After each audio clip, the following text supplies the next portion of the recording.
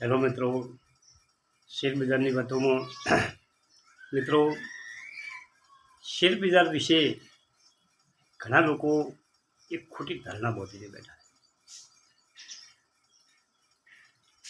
આપણા જે મધ્યમ વર્ગ છે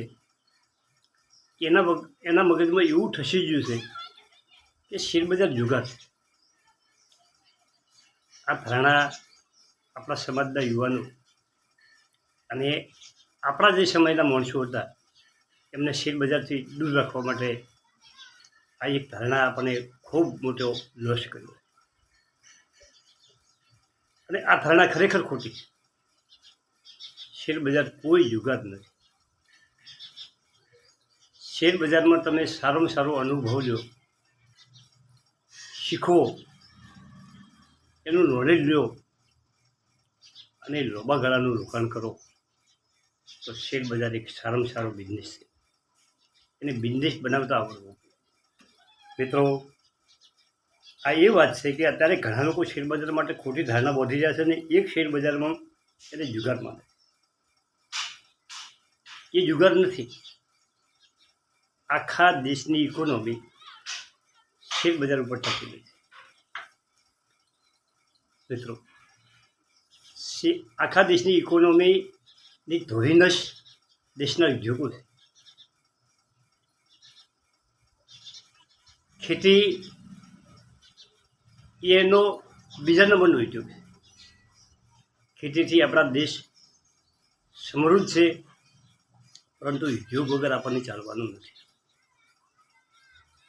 ખેતી કરવી હશે તો પણ ઉદ્યોગો જોઈશે. ખેતી કરેલો માલ ખપત કરવો હશે તો પણ ઉદ્યોગો જોઈશે. મિત્રો, અત્યારે આધુનિક સમયમાં ધારો કે ટ્રેક્ટર બનાવતી કંપનીઓ, દવા બનાવતી કંપનીઓ, ખેતીનો કાચો માલ મટીરિયલ વાપરી અને જે પ્રોડક્ટ ઉત્પન્ન કરતી કંપનીઓ વગર ચાલવાનું નથી. કંપનીઓ એ દેશની ધરી નથી. એ આપણે 100% સમજવું જોઈએ.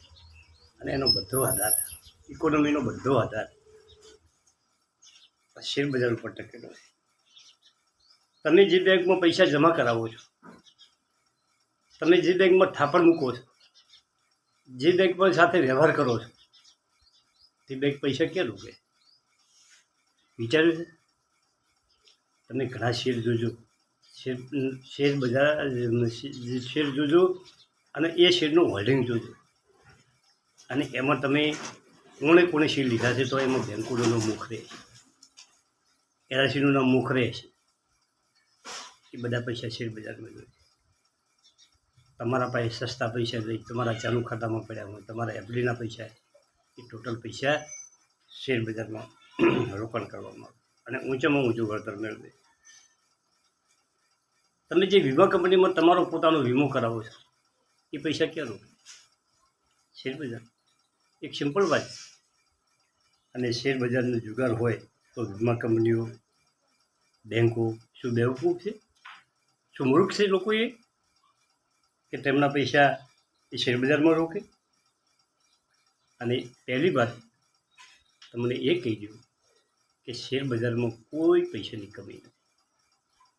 ઢગલો રૂપિયા, જેની શક્તિ, જેની આવડત, જેની હોશિયારી, એ પૈસા કમાય છે.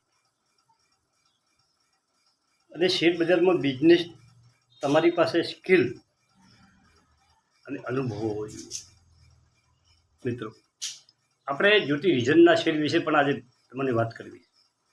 મિત્રો, જ્યોતિ રિઝનનો શેર મેં તમને છેલ્લા 6 મહિનાથી ડબલ કૂટો છે. બહુ મસ્ત કંપની છે. મારા પોર્ટફોલિયોનો સરસ છે. આ શેર બજારમાં તમારામાં સ્કિલ હોવી જોઈએ, તમારામાં જ્ઞાન હોવું જોઈએ, તમારે એનો અનુભવ કરવો જોઈએ શેર બજારનો. અને પછી જુઓ શેર બજારની બિઝનેસમેન, શેર બજારની તાકાત શું છે. મિત્રો, તમે દરરોજ 200 રૂપિયા રોકો અને જો ફક્ત તમને 15% રિટર્ન મળે તો 10 વર્ષમાં 20 લાખ રૂપિયા થાય, 20 વર્ષમાં 70 લાખ રૂપિયા થાય, 25 વર્ષમાં 1.5 કરોડ થાય, અને તરીવરમાં 3 કરોડ રૂપિયા. પરંતુ જો મિત્રો તમને 15ને બદલે 20% રિટર્ન મળે તો તમે ગણતરી કરી જોજો, અને 20% ઉપર રિટર્ન મળે તો ગણતરી કરજો કે આ કમ્પાઉન્ડિંગનો પાવર છે. હવે મિત્રો આપણે જ્યોતિ વિઝન શેર વિશે વાત કરીએ. આ શેર પીડીલાઇટ જે ફેવિકોલ બનાવે છે એવી ને એની પ્રોડક્ટ છે યુરો 7000, €7. ફેવિકોલ જેવું કામ કરે. પીડીલાઇટ કંપનીનું માર્કેટ શેર બજારમાં 50% છે, અને બાકીના 50%માં બધી કંપનીઓ આવી જાય છે. એમાં પીડીલાઇટ પછી બીજા નંબરમાં જ્યોતિ વિઝન આવે. એનું માર્કેટ શેર અત્યારે 4% જ છે. જે માર્કેટમાં વેચાણ થાય છે 4% જ્યોતિ વિઝનના ભાગમાં આવે. એના પાસે ખૂબ વિશાળ બજાર પડ્યું. હમણાં 2-3 દિવસ એના પ્રમોટર કોન્ફરન્સમાં મેં અમને સાંભળ્યા તો એમણે કીધું, કોઈ એમને પ્રશ્ન કર્યો તો પ્રશ્નના જવાબમાં કે ભાઈ તમે નિકાસ માટે શું પ્રોવિઝન કરી રહ્યા છો તમારી કંપનીનું? ત્યારે એમણે જવાબ આપ્યો કે આપણા દેશમાં કંપનીની પ્રોડક્ટની એટલી બધી જરૂરિયાત છે કે પહેલાં અમારે આ દેશમાં અમારું માર્કેટ બનાવવું છે અને પછી મારે આગળ વધવું છે. હવે કંપનીનું માર્કેટ કેપ છે 1971 કરોડ, EPS છે 46.71. મિત્રો હમણાં આપણે એક વિડીયોમાં જોયું કે EPS કેટલો હોવો જોઈએ. PE છે 15.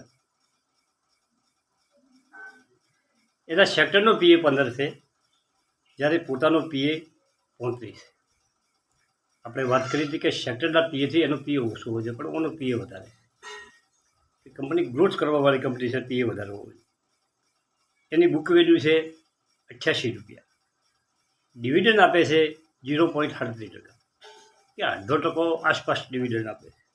Face value 10. જે આ કંપની ભવિષ્યમાં સ્પ્લિટ કરશે તો તમારા શેર 10 ગણા થવાની પૂરી શક્યતા. પ્રમોટરનું હોલ્ડિંગ 40%થી વધારી અને છેલ્લા 5 વર્ષમાં 50% કર્યું છે. FIC સામાન્ય 1/2% છે અને પબ્લિક પાસે 48.68% છે. રિટર્ન મિત્રો ખૂબ ગજબનું રિટર્ન આપ્યું છે કે 1 મહિનામાં 1%, 3 મહિનામાં 7%, 6 મહિનામાં 8%, 1 વર્ષમાં 22%, 2 વર્ષમાં 478%, 3 વર્ષમાં 2000% અને 5 વર્ષમાં 7000% રિટર્ન. અને આ શેર 1800 જઈ અને પાછો 1200 આવ્યો. તારી પણ લેવાની રેકોમેન્ડેડ ઘણા વિડીયોમાં. અત્યારે 1642 આસપાસ સ્ટેટ થઈ ગયો. ભાવ ઊંચો ગયો છે. કંપનીએ 2022માં બોનસ આપ્યું. પછી કંપનીએ 1:2 બોનસ આપ્યું, એટલે કે એક શેર જેના પાસે હતો એને બીજા 2 શેર આપ્યા. દમદાર કંપની. પણ કંપનીમાં તમારે રાહ જોવી પડે. જ્યારે કંપની થોડીક નીચી આવે કોઈ કારણો છે તો તમારે થોડાક શેર નોખી દેવાના. આવા ઘણા શેરોની મેં વાત કરી. 25-50 શેરનું લિસ્ટ બનાવીને રાખો. સારી કંપનીઓ ગોતી તમારા ચોપડામાં લખી રાખો. અને આ કંપનીઓ પછી ફંફોળવા ના જવાનું. ધારો કે બજાર નીચું આવે ત્યારે હોફળા થઈ જાય કે ચિયો શેર લેવો. અત્યારે સારા ફંડામેન્ટલવાળા શેર લખીને રાખો કે તમારે આ 25 શેર છે એ શેર ભવિષ્યમાં મારે લેવા છે. અને જ્યારે કોઈ કારણસર કોઈ યુદ્ધ હોય, કોઈ બીમારી હોય, કોઈ વિશ્વના નેગેટિવ સમાચાર હોય અને બજાર કરોડભૂષ થાય લઈ લેવા. અને જો અત્યારે લેવાની તમારે સ્ટ્રેટેજી બનાવવી હોય તો તમારે દરરોજ શેર લેવા જોઈએ. 1-2 એવરેજ તમારો ભાવ થાય. ઘટશે તો તમારો રેશિયો સરખો આવશે, વધશે તો તમારો રેશિયો સરખો આવશે. ને કશું ના કરો તો એસઆઈપી તો કરી દો. ઘણું ના પોકાય તો 500થી 1000થી ચાલુ કરો. શેર બજારમાં કદમ બનાવો. ચલો, થઈ ગયું આભાર.